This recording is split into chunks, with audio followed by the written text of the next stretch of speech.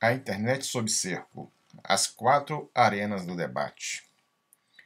Estivemos analisando recentemente a onda de cercos em cima da internet, ou seja, os ataques à liberdade na rede. E neste mapeamento detectamos basicamente 4 arenas. Uma arena técnica, uma arena comportamental, uma arena legal e a arena de governança. São arenas distintas, mas que todas as 4, se deixarmos, poderão ser a abertura pela qual o establishment irá colocar as suas garras na internet livre, tirando ela de todos nós, acabando com a internet que hoje conhecemos. Vamos dar uma analisada em cada uma dessas 4 arenas.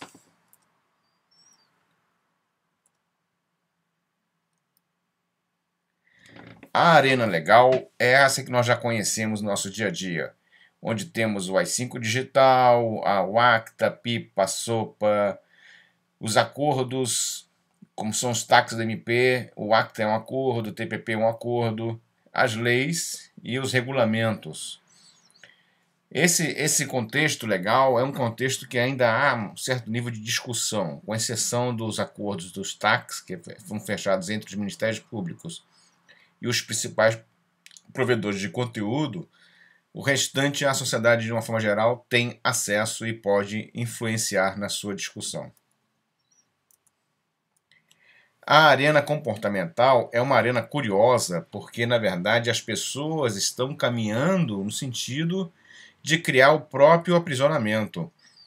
Ou seja, aquelas pessoas que passam o dia inteiro somente dentro de redes sociais estão usando a internet como era antigamente, quando tínhamos as redes privadas de acesso de conteúdo e as pessoas pagavam para acessar uma rede privada. Ou seja, as redes sociais privadas são verdadeiros jardins murados, belíssimos, arborizados, cheios de entretenimento, mas num espaço onde você está sobre as regras do dono. Outro comportamento perigoso atualmente é o crescimento no uso do mobile. Estudos recentes mostram que em 2015 mais de 75% do acesso à internet será de mobile.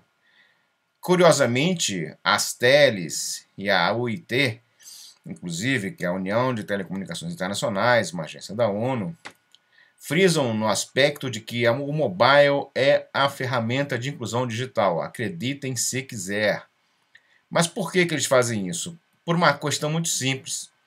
O acesso à internet mobile é um modelo de negócios próprio das teles, onde a quebra de neutralidade é patente e regulamentada, ou seja, você paga um modelo de acesso quebrando a neutralidade. Você paga pacotes especiais para determinados tipos de dados, você não pode ter acesso de VoIP e uma série de coisas da forma como as teles gostam e de como as teles querem transformar a internet.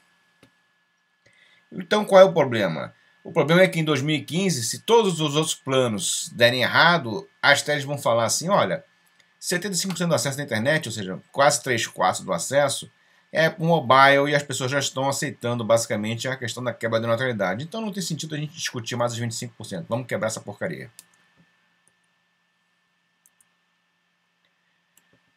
O controle técnico é um controle perigoso porque não tem interferência nenhuma do cidadão, né? É o famoso traffic shaping praticado por alguns provedores no Brasil e no mundo. É o controle dos protocolos, ou seja, quem controla o protocolo controla a rede, tá certo? A UIT está discutindo lá no site deles a internet das coisas. Eles estão querendo criar protocolos. Isso é um perigo, porque são protocolos privados, fechados, onde a sociedade não tem acesso ou participação, ou seja, não é uma coisa criada de baixo para cima, e sim de cima para baixo, e obviamente vai ser criada com objetivos de favorecer a eles, ao modelo de negócio deles. E outra coisa seguinte é a gestão de DNS. Existe também outra questão perigosa que não está aqui no gráfico, mas é a convergência, ou seja, a mistura de dois detalhes característicos. A convergência está no outro aspecto. Vamos seguir em frente que eu falarei da convergência. E por fim, o aspecto mais importante aqui é a questão de governança. Incrivelmente, quer dizer, incrivelmente não, mas é uma questão que a sociedade em geral não conhece. A governança da rede é a gestão de operação e funcionamento da internet no mundo todo.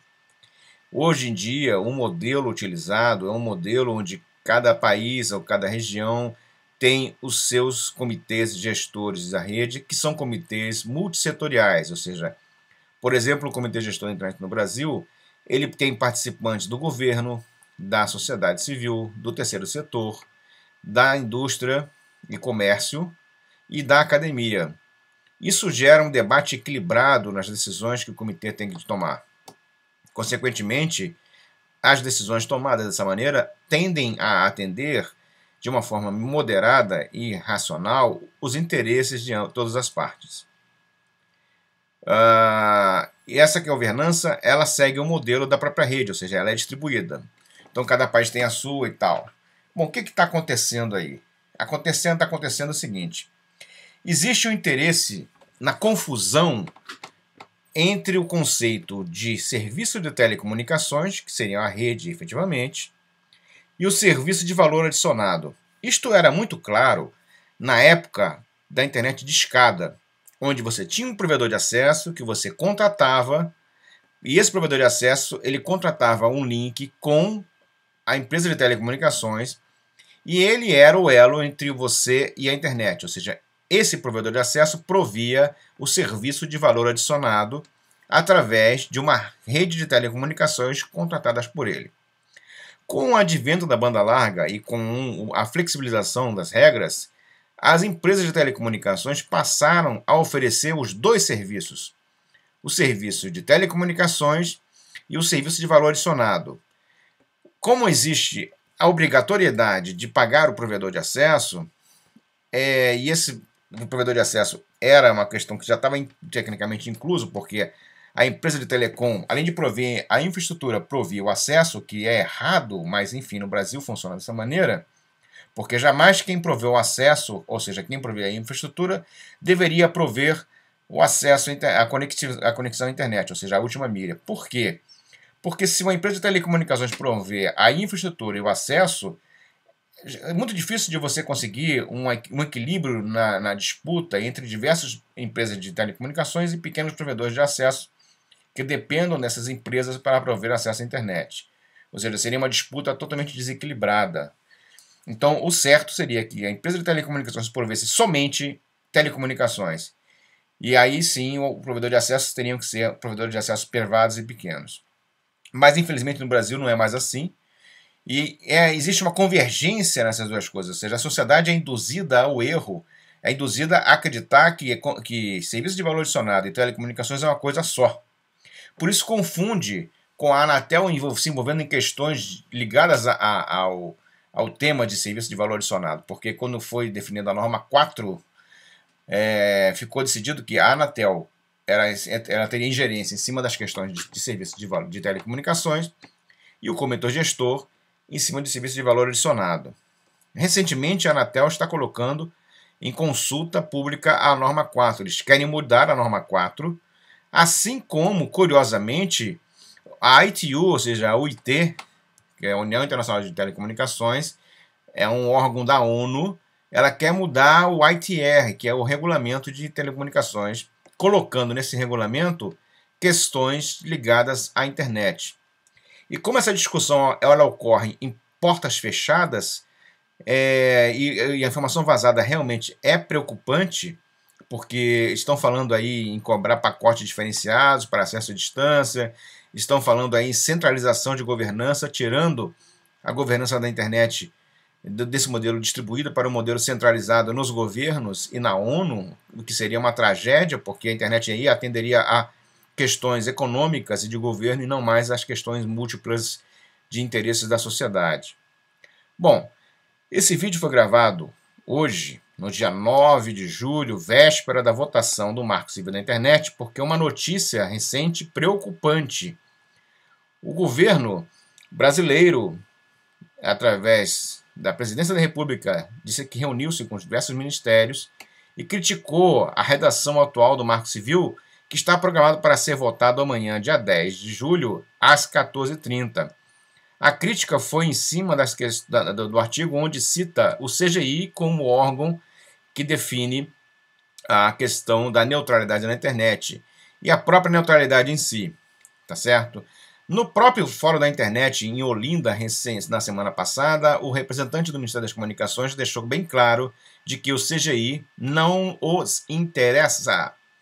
E mais ainda, a informação que vazou e correu a boca miúda dentro do fórum foi de que o Ministério das Comunicações também falou que a neutralidade sem regulamentação não vai passar nem a pau. Se passar na Câmara, eles vão brecar no Senado. Se passar no Senado, eles vão brecar. Se passar na Presidência da República, eles vão brecar. E se tornar lei, eles vão disputar na Justiça. Agora, o que será que move esta determinação tão ferrenha do Minicom? O que será? Responda você.